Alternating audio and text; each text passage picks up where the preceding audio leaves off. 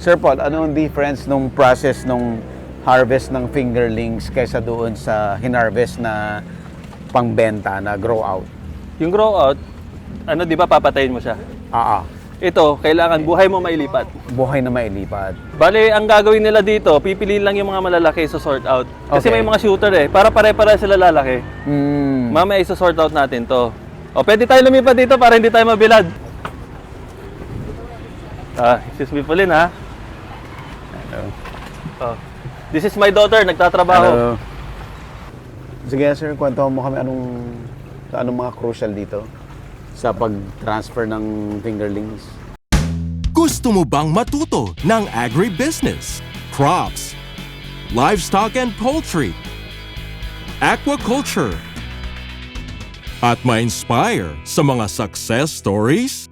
Agribusiness How It Works!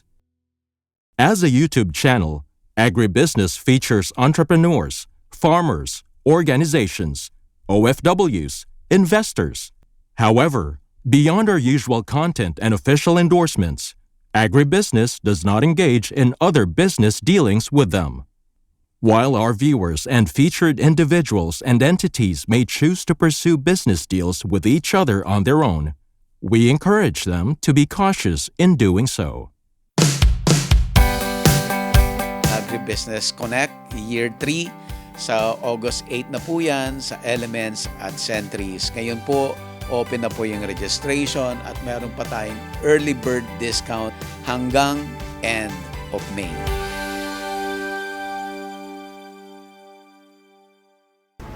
Una, di ba, pipiliin nila yan. Pagkatapos nila piliin, ano kasi makikita mo may sizer yan eh. Malalaglag lahat ng maliliit, may iiwan dito. Dito sa pond na to? Oo. Kukunin lang namin yung mga malalaki. Mm. Pero si Papa dyan, mas expert sa amin. Mm. Kasi talagang, ang ano talaga nila is fingerling talaga. Yung forte namin is Yung forte nila. Forte niya talaga dyan. Pero kami, ang mas forte namin is grow out. Mm. Asan yung mga fingerlings niya? Nasa Lingayen po. Sa Lingayen. Pero hanggang Bulacan, no? Si kay mother naman yan. Paano nyo nami-maintain na hindi mamamatay yan? Di ba nandyan yan? Mamaya, ilalagay sa plastic na lalagyan namin ng oxygen. Okay. I-impake nila dito. Isa-isa. Oo. Magandang negosyo rin ang fry fingerlings. Depende po sa season. Anong mas risky? Lahat Grow may risk. out o Lahat. Parehas po eh. parehas? Buhay kasi yan eh. Depende na lang po talaga sa pag-manage.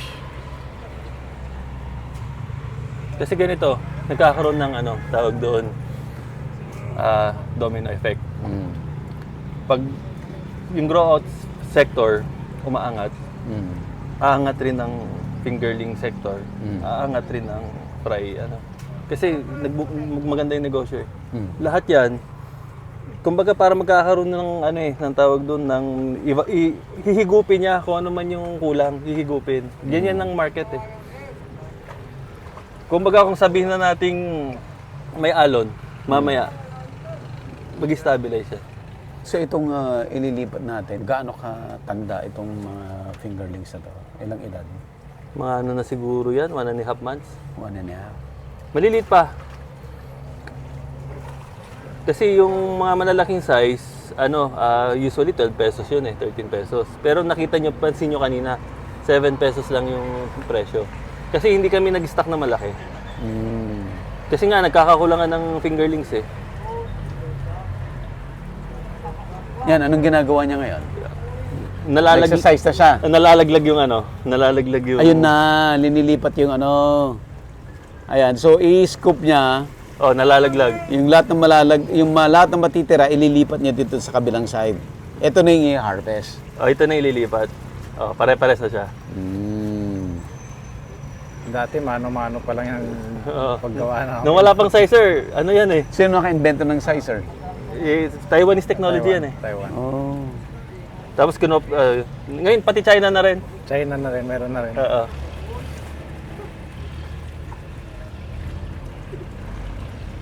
Kakalokorin nyo ba ulit? Hindi ibig ko sabihin bakit hindi sa labas para hindi uulit. ilabas, tapos ano. Sa labas na siya, ano, Dapat sa labas siya, ano, di ba dapat sa labas nilalaglag? para matanggal na siya. Oo. Para hindi siya Para balik hindi ng siya balik. ulit-ulit. Oo. Ayun. Matagal na sila sa industry, pero minsan, nalilito pa rin. Di ba? Yan. Yung ibig ko sabihin. Kasi minsan kasi, kailangan efficient tayo eh. Para less stress yung ano. Yung isda. Isda. Ulit-ulit nga naman nasa sala siya pag ano. Oo.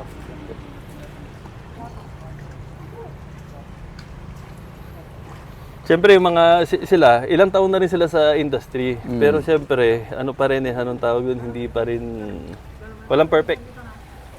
Pero sa fry at fingerlings, mas konti ang feeds mo. Fry to fingerlings, konti lang po. Konti lang. Pero Yung mas fingerlings, mahal. Pero mas mahal. mahal yung feeds. Pare, yung pinapakain mo, yung Vitilus, magkano yun? Ilang gramo lang? 450 grams na sa parang kulang 2,000. Wala pang 1 kilo, 2,000 pesos. Imported yan. Imported po, galing Belgium. ADM rin na may produkto. Pero very effective siya kasi ano eh, ang tawag dito, nakita ko yung pagkakaiba sa fry mash lang na ano, ordinaryong fry mash kumpara doon sa Vitilus. Anong nangyari doon sa research dati ng BFAR na spawning sa ano sa 100 Islands? May inano sila nung araw dyan eh na nung nag-experiment sila na magpapaanak. Hindi hindi nag-prosper. Wala po yan. kung balita po doon sir eh. Pero kung successful yun, nabalita namin. Kasi nung 90s pa yun eh. Mababalitaan pa rin namin. So wala. Kasi magkakaroon ng transaction. Walang nangyari. Hindi ko alam, siguro walang nangyari sir kasi kung ngayon di sana nakakapag-produce sila ng ano. Hindi na dapat nag-import pa sa Indonesia. At saka siyempre, tuloy-tuloy ang ano, kumbaga meron na rin kaming market share sa kanila sana. Makikita mo naman yung business kapag, kumbaga umiikot, okay siya. Ang sabi ni Doc Wesley, mas ideal daw yung tubig sa Indonesia kasi hindi siya kagaya sa atin na nag-extreme na malamig. May time na lumalamig sa atin. Doon daw ang tubig, parang pantay-pantay lang. Una sir, yung weather doon kasi hindi katulad dito na ano eh, pabago-bago talaga. So yun ang isa sigurong advantage ng Indonesia. Saan ba sa Indonesia? Sa ano po, Bali. Sa Bali. So, sa Bali daw. Yung hatchery sa Bali. Let's go. Papa Felix, pasama natin si Papa dyan. Paul, may may estimate ka ilan ang ililipat natin? Bali, bibilangin yan. Bibilangin Na 10,000. Manual ang pagbibilang. Isa-isa na yan. So matagal pa to pala. Dami pa eh. Pero marami na lang, 5,000 na to eh.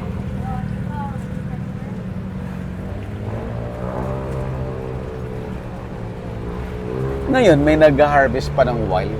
Wala na. Ngayon, season niya po ngayon. Season ng wild ngayon. May 20, may parating kami wild. Saan galing? Sambales. Marami sa Sambales. Dito Meron- sa meron Pangasinan meron din. Wala. Seasonal sir eh. Meron pero madalo. Hindi sila makabuo. Ilocos meron. Ilocos meron. Ba't kaya? Ba't wala sa Pangasinan? Hindi, siguro geographical area, pwede. Pero hindi rin, kasi meron dito dati eh. Siguro sa pollution na rin. Sa pollution siguro. Dati sa Bulinaw meron eh. Oo, noong araw. Hindi mo na ba napansin, sobrang dami ng fish cage yan. Saan? Tapos nagpipiskil rin. Sa... Western part. Di ba may nababalitaan kayong piskill? Oo. Ibig sabihin Red nun, tide yan. tas may red tide. Ibig sabihin nun, paano magta-thrive yung maliliit na isda kung mas mahina ang resistensya niyan, tas may maliit eh. Ibig sabihin nun, Namamatay din. Pero walang na-harvest na fry from Pangasinan kasi siguro namamatay. yung malalaking ang bangus na pipiskil eh. Fry Sa tubig. pa kaya. Sa tubig. Sa tubig. Sa tubig. Ilan kayo na nagbe-business ng fry to fingerlings? Marami po kami. Marami. Baka libo yan. Libo. Talaga? Pero yung iba, malilit lang. Yes sir, small, medium, large na operators, marami. Eh, sila Lalo extra sa- large. Kayo yung Lalo extra sa, large. hindi naman. Extra large sila. Lalo sa Bulacan, andyan yung talagang madala. Andyan sila. malaki. 2XL yung mga yun. Ilang percent ang ini-import nating fry sa compared to wild? Siguro sa requirement ng ano ngayon, mga growers, siguro 70 to 80% puro ano yan, Imported na. imported. Ang tansya ko pa nga, 90 eh. Hindi pa kahapon.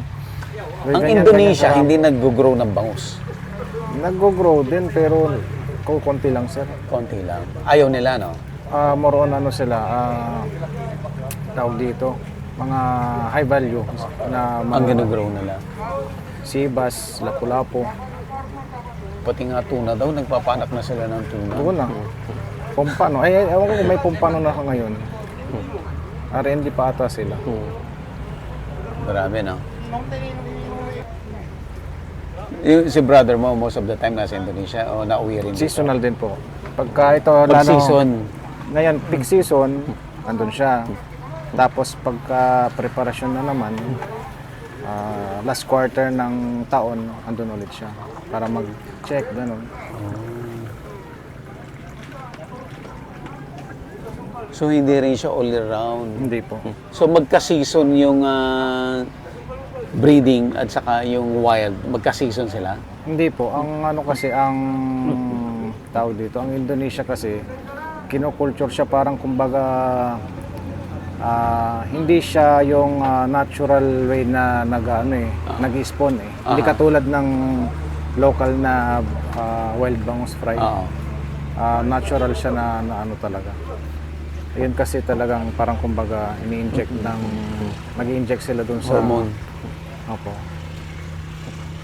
Parang nag-inject sila ng sperm dun sa sabalo, yung mother bangus oo. para mag-spawn siya mga itlog. Oh. So hindi sila sabay. So kung ngayon, sabi mo, may season ng wild sa Pilipinas, Sa Indonesia, whole year round po, may production sila. all year round may production sila. So kahit may season dito, hindi enough yung wild, tuloy-tuloy pa rin yung import ng fry Tuloy pa rin. from Indonesia. Marami rin bumibili ng wild Pag season sir, mas marami bumibili ng wild.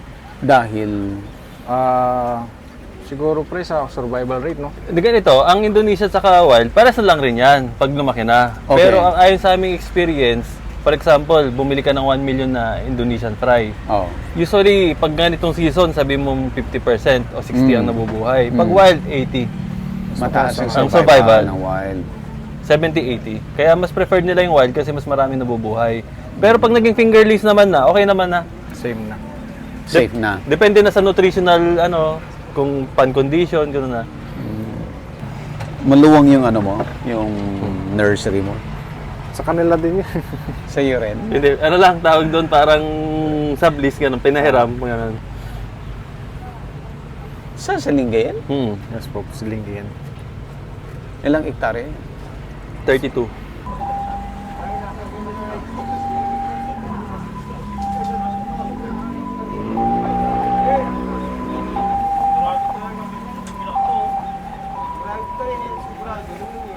Nakalahati na ba nila? Hindi pa. Meron na yan. Yan, bibilangin na.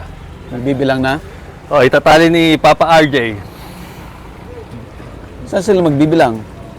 Dito. Ganyan na naman, isasali na naman. Oo. Ewan ko lang kung... Saan nyo bibilangin? Dito. Dito bibilangin.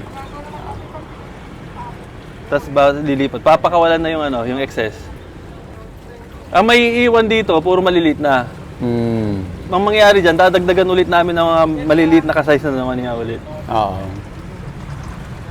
Para pare-pares yung yung kapag Size. naglilipat kami, pare-parehas. Ito, nagbibilang na sila, oh. Oo. Buti hindi sila nalilito. Tagbe 20. piraso. Tapos susulat ni Papa RJ yung ano. Ayun na yung notebook. Pag nakabilang sila ng 20, puter, sasabihin. Ibig sabihin, tatali na. Tali. Paano niyo malalaman kung sino yung sumisigaw? Alam Hindi, sa naririnig niya, merong...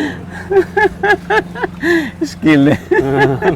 Yan, nagtatali na si Papa RJ. So kanina, yung unang process, yung net dinivide nila into 2. So para yung nakulong nila, ginagamit itong sizer para may Or sorter para mailipat. Tapos ngayon, nung nailagay na dito sa na-sort, dinivide na naman nila yung net. Tapos binibilang naman nila by piece.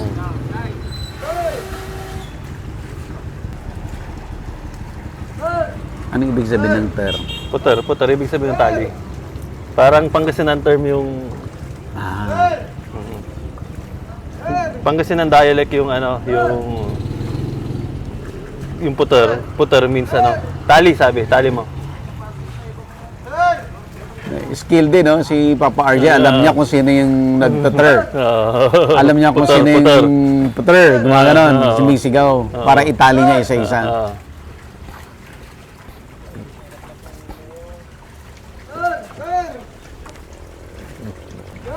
So, scoop siya, hanggang maka-20 siya, saka siya sisigaw. Saka sisigaw.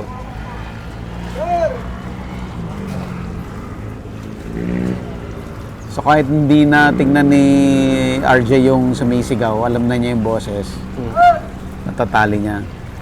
Tingnan mo si Papa RJ. Magmula grow out, benta, siya rin ang nag-i-stock. Kumbaga yung buong operation sa kanya. Oo. Siya na rin ang nag-decide kung ilan ang ibubuhos kung 10,000. Itong siya nag-decide na 10,000 ililipat ibubuhos, siya nag-decide. At siya rin ang magdi-decide kung ilan ang papakain araw-araw. Siya rin ang magdi-decide kung anong feed type, feed size. Siya na lahat hanggang magbebenta hanggang sa cycle yan. Pero by department.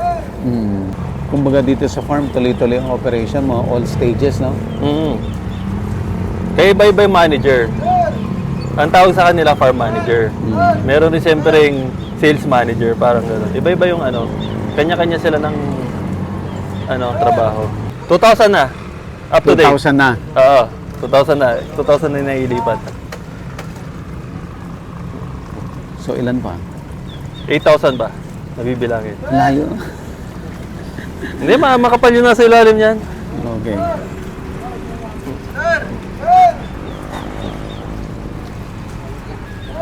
Of course, may human error pa rin yan. Pero ilang percent yun? More or less, malit lang. 5 to 10. Pero Pero anong gagawin mo daw pa sobra? sobra na yun. Yung mga hindi narinig. Minsan kasi meron hindi naririnig. O kung hindi, nalito ng konti. Konti lang. Pero usually sobra yan. Mas yung error, mas More on sobra sobra. kaysa kulang. Wala pang technology na padadaanin mo na lang yung isda tapos na-count mo na. Wala pang ganun. Pwedeng magkaroon ng technology, baka mas mahal pa yun kaysa doon sa similya. Mas mahal pa yung technology kaysa doon sa halaga ng produkto mo, kaya depende kung economically viable. Baka kayo ang pwedeng mag-ano kasi specialty niyo talaga yung ano. Actually, meron na nag-offer niyan, sir eh. Oh. Parang technology ata ng ewan ko, parang UP ba? Oh. Punta na sila doon sa amin, parang counter siya ng fry. Kaso nga lang, medyo mas matagal yung pag-count niya. Kaysa mano-mano. Kung baga, compare sa tatakalin, sir. Kasi ni-scoop namin yung fry eh. By estimation lang. Yung pag-scoop nyo, accurate na yun. More or less. Kunwari, yung isang capacity ng isang pangtakal namin is 5,000 or 4,500. Mas mabilis pa compare dun sa counter nila. Ika-count niya. Pero yung counter ng ganitong malalaki parang wala pa ata. Wala pa. At saka buhay yan eh. Kaya kapag padadaanin natin siya sa counter or what, kung matagal nga yung proseso, may stressing isda. Stress, magasgas. Butit pwedeng maglipat na tanghaling tapat. O, pwede. Pero ano, kailangan mabilis ang transport para hindi sila mainitan. Para hindi may stress yung isda pag mainit. Di ba, mabilis lang naman sila magtrabaho, sanay na sila. Parang yung feeds na yan, no? Hindi pa namin ini-increase kahit na nag-increase na. Ang ginawa namin, bago mag-increase yung feed company, bumili na kami ng marami. Para hindi maapektuhan yung anong tawag doon, yung mga end consumers. Ganito sa agriculture, di ba? Pero pag sa ibang industry, hindi pa nauubos yung inventory nila, naging pa-price increase na sila. Kami, yung floor stock namin, pag hindi naubos yun, hindi kami mag-increase. Kung ano man yung natitirang cash namin, binibili namin. Para lang, o credit line namin, binibili namin lahat para yung customer namin hindi maapektuhan ng increase.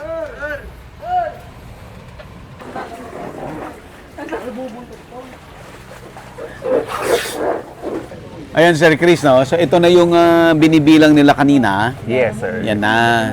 So, ngayon, Yung na-sort yung sizes. yung na-sort na, ito na yung tamang size. Anong size ito napili natin?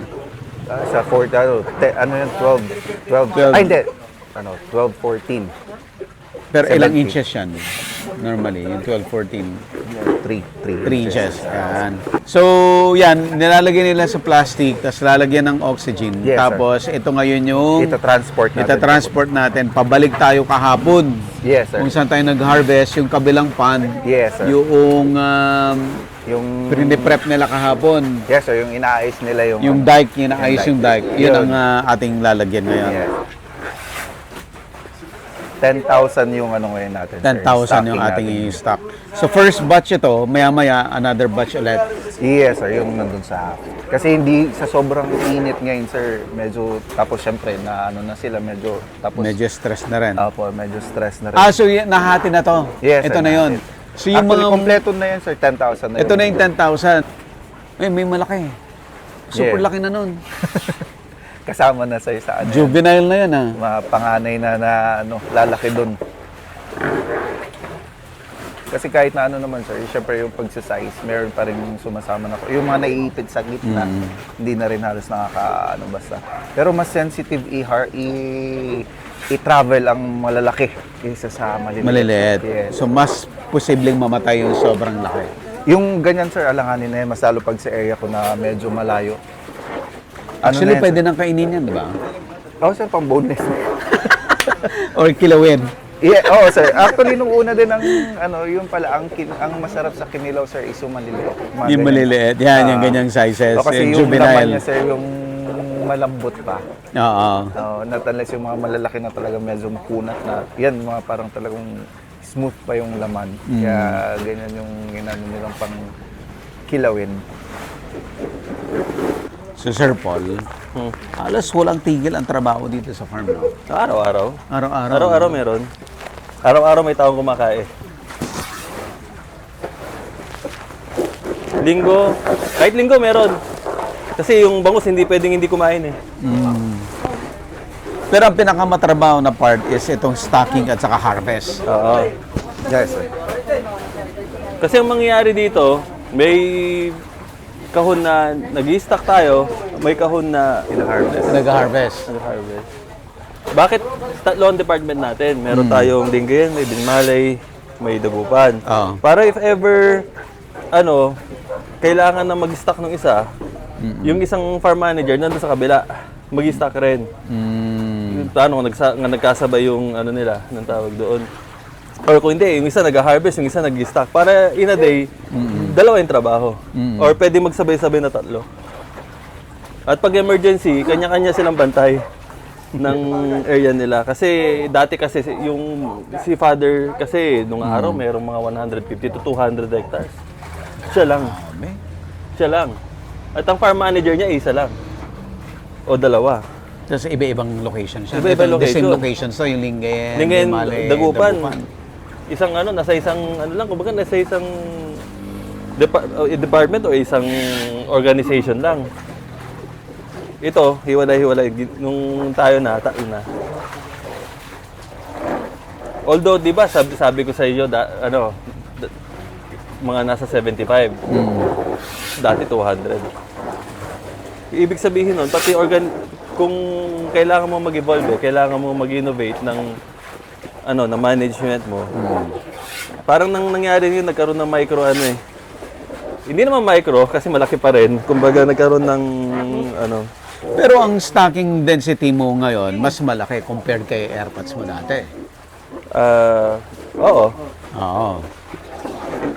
Siguro, kung dating nagbubuo siya ng 8,000, mga 10,000 naman yan. Hindi naman ganun kalaki.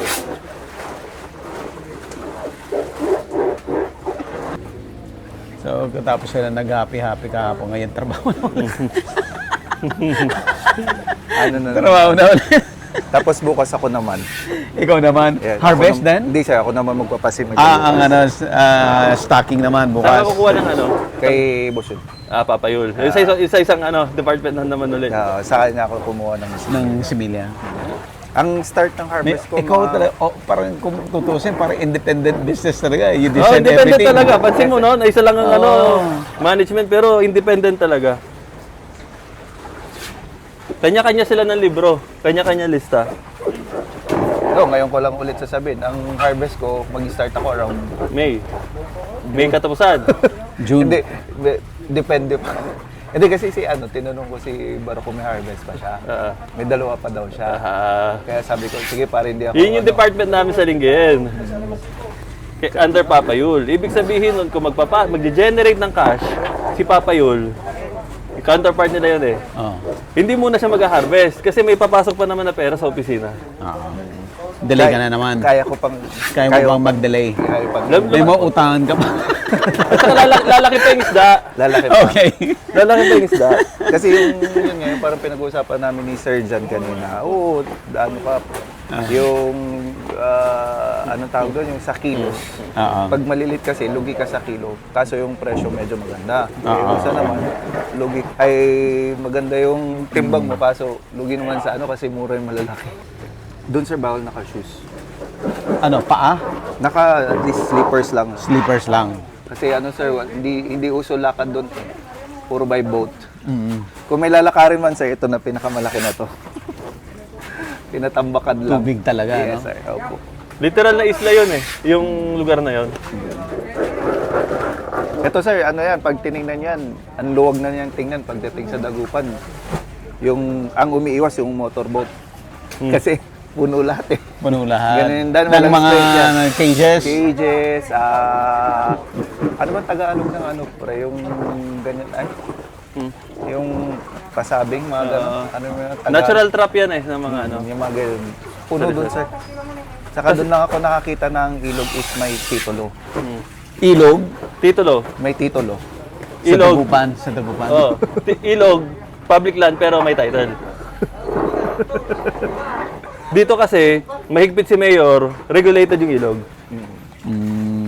Doon talagang sir, talagang. Kaya nga nagdidiskusyon yung dalawang mayor eh, kahapon. Nung isang araw. Ayan, nag-start na sila mag-load. So may tubig din yung... Wala naman sir. No, wala nang tubig yan? Yes, sir. Okay, kaya na niya. Kaya sir, iniano ng Oxygen. ng oxygen. Hindi tayo lang nagre-rely sa oxygen itself ng water. Kaya tinalagyan din po. Agribusiness, how it works. Instruct, inspire, succeed.